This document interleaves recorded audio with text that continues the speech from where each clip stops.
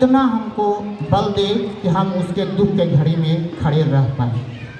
और यही दूसरा बात कि कभी भी सुगम पार्क को हम सिक्योरिटी नहीं समझे हैं, ताकि रात 11 बजे भी जब पानी के क्राइसिस होता है तो हम सावनी मंडल डी को, इसके बाद हम डिप्टी मेयर साहब जो हमारे वार्ड के नहीं हैं लेकिन वासन सोमेश्वर कॉर्पोरेशन के डिप्टी मेयर हैं, रात में 11 बजे भी हम उनको फ़ोन करते हैं, सुबह 7 बजे भी हम चंदबारी में उनके घर गए हैं कि सर पानी दीजिए तब हम जाएंगे, नहीं तो नहीं जाएंगे।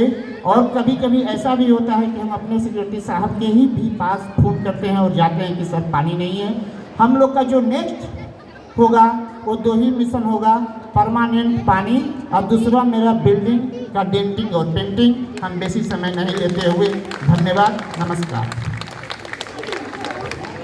सारा रेसिडेंट खुश हो गए एक बात पे, पेंटिंग वाले बात पे। এবার আমাদের আজকে সন্ধ্যায় একটু উদ্বোধনী সঙ্গীত আছে, সেটা দিয়ে আমরা আজকে